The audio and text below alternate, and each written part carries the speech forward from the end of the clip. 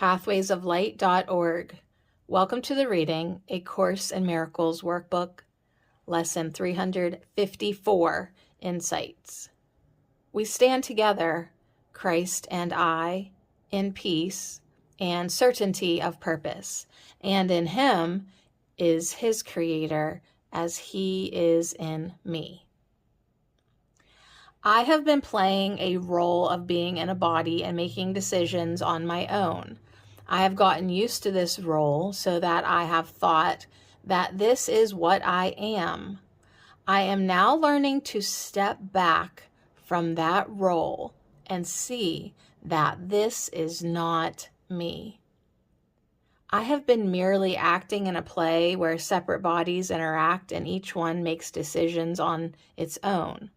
My practice now is to recognize that the play is just a dream and is not true.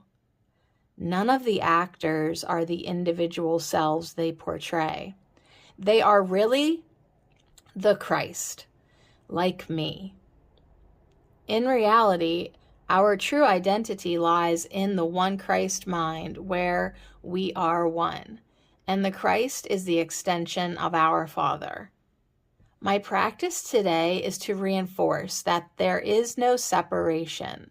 There is only oneness in the mind of Christ, which is in that mind of God. My peace lies in remembering this truth. My peace lies in accepting my true role as God created me. I can act another part, but that is not who I am. Today it is my practice to accept myself as God created me.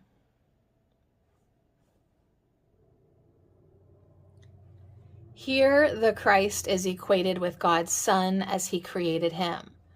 Thus, Christ represents the holy, innocent, sinless extension of love. The Christ is also equated with our self. It is the self that shares its purpose with its Creator. In fact, it shares all that is with all. God is in the Christ. Christ is in me, and so God must be in me. That is the truth for all of us. No one is left out of Christ, and no one is without Christ in Him. Thus, no one is without love in Him. In this world, it seems to be the opposite. Everyone experiences fear and guilt. Everywhere we look, fear is being acted out in one form or another. Guilt is being assigned to everyone in one way or another. The president proclaims that Saddam Hussein must pay the ultimate price for what he has done. But what is this but an expression of fear and guilt? When we perceive ourselves and everyone as alone and acting on their own, fear is inevitable. We protect ourselves by judgment and condemnation. When we refuse to talk to someone because of what we believe they have done to us, it is the same as calling for Saddam to pay the ultimate price.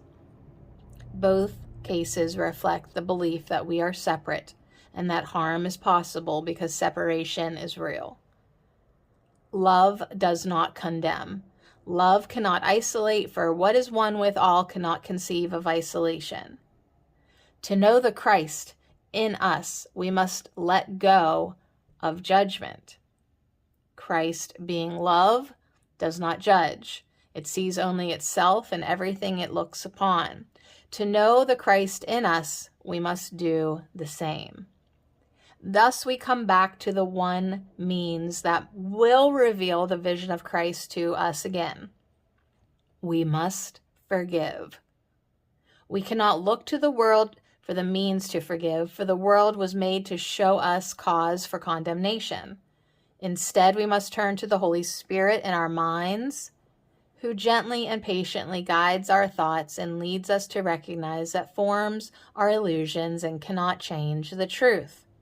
He guides us to see the truth of love that unifies us all in one. He guides us to see that there is no value in specialness and uniqueness, only pain.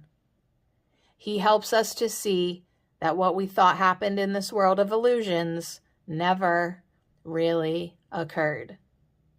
Thus we are able to forgive, for we recognize there really is nothing to forgive.